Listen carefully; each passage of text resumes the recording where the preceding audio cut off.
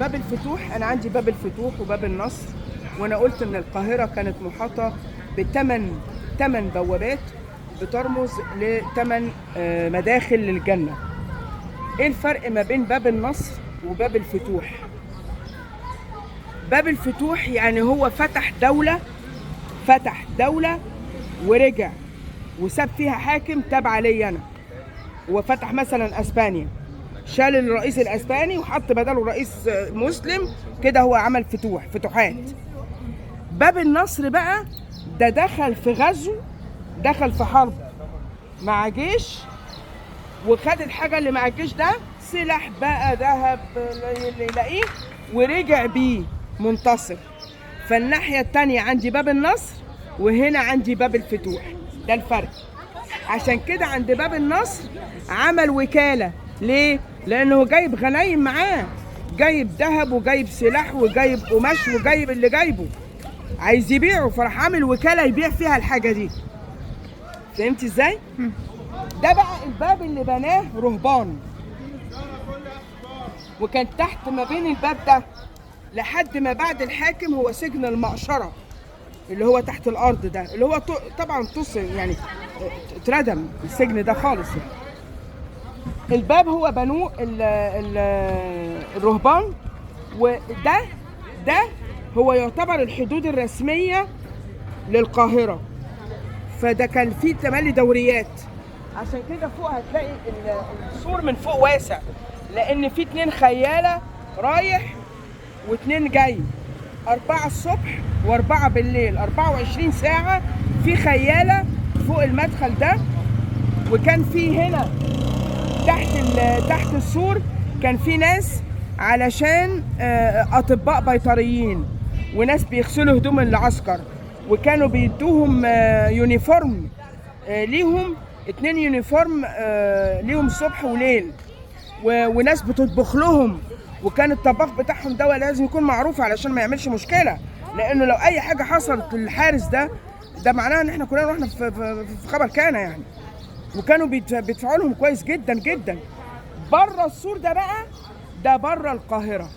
فزي ما قلت وبعيد تاني ان القاهره دي كانت للسكان، سكنيه، منطقه سكنيه مش تجاريه. المنطقه التجاريه كانت في مدينه الفسطاط. نكمل.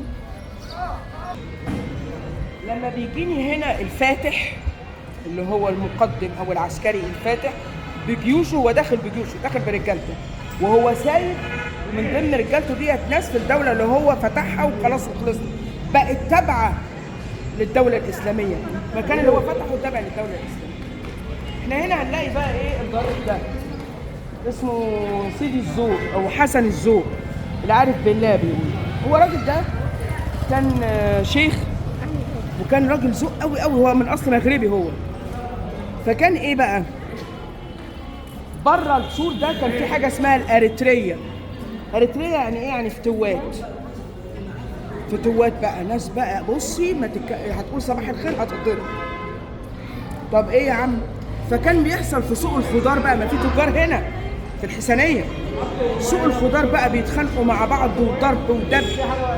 فيطلع الراجل الامير ابن الامراء ده يطلع يقول لهم ايه يا جماعه، مش كده يا عم، صلي على النبي يا سيدي، الدنيا من فاتح يا عم، طول بالك. فكلمه من هنا وكلمه هنا يهدي الحال. فالناس قالوا سموه ايه؟ سموه حسن الذوق، ذوق.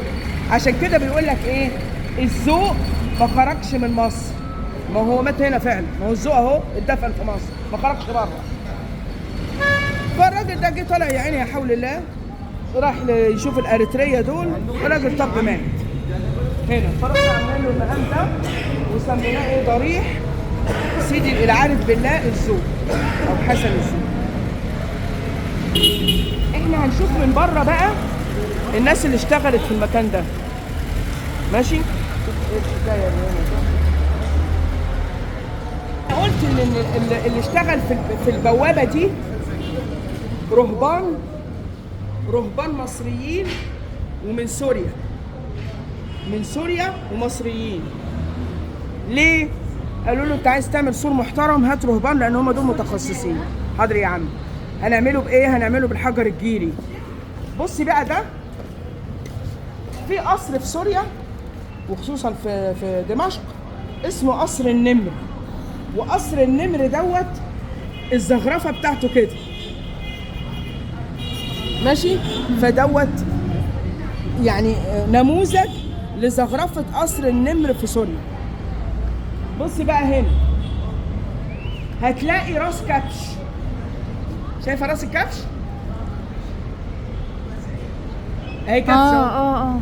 ما ده الفكر الفرعوني، تأثير فرعوني تمام. وهتلاقي الصليب اهو، شايفه الصليب؟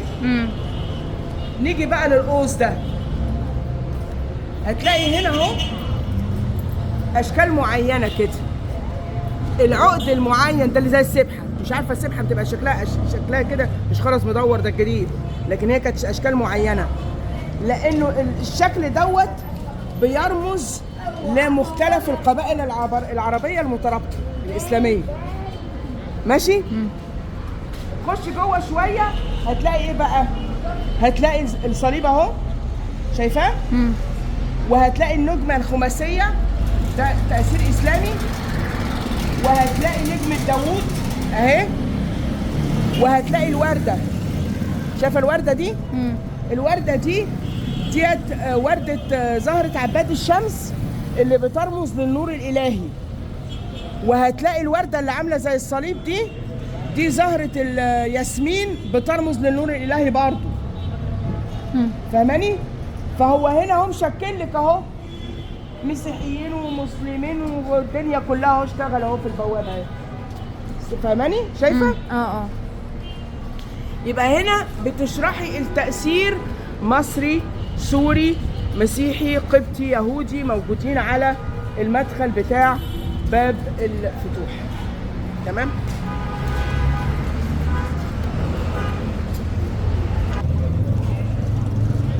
بصي بقى هنا حدود الدولة. زي دلوقتي عندنا احنا مثلا ايه حرس الحدود. حرس الحدود ده انت لو دبانة عدت هيمسك الدبانة يفعصها نفس الليلة. ده حرس حدود، ده حدود دولة. فالجيوش هنا كان بقى زيت تلاقي، اسهم تلاقي، مناطيق تلاقي، اي سلاح انت عايزاه مشغل بيه. فاهماني ازاي؟ فهنا لو بصيتي للكتابة دي، في عندي نص كتابي بطول السور بتاع البيبان بتاعت البيبان الفاطمية. كل باب ليه شكل معين، كل باب ليه شكل معين. هنقول حاجة انه الجيوش او الحراسة او القوة العسكرية في العصر القديم او العصر الاسلامي كانت من اشد الجيوش ضراوة، وخصوصا الجيوش المملوكية. مماليك دول لان هم ميليشيات. مماليك ده هو من مصري ومش مصري. هو راح ايران لقى ناس، تعالى يا ابني. راح لبنان، تعالى يا حبيبي. راح سوريا، تعالى. هو ما عندوش هنا. عشان كده اول جيش مصري يرجع لعصر مين؟ محمد علي باشا الكبير. خد العيال من اهاليهم 8 سنين، يلا يا عم يهديك يرضيك يلا. فخد العيال المصريه وبعتهم اسطنبول، اتعلموا هناك وجم هنا. ده اول جيش مصري بيورا. هنا بنلاقي ايه بقى تحت؟ بنلاقي حته نازله لتحت كده ماشي. الحته اللي نازله لتحت دي اللي كان بيبقى فيها ايه؟ المطابخ والمغاسل والطبيب البيطري والصيادله والحكمه، كله هنا. ده لخدمه العسكر اللي رايحين عاملين نبطش فوق. بس دي كانت حاجه مهمه جدا جدا، مش هزار يعني. فاهماني؟ ده بقى الفندق اللي ان شاء الله هيعملوه واللي احنا نسكن فيه باذن الله قدام الحاكم بامر الله. انا بس نفسي افهم حاجه.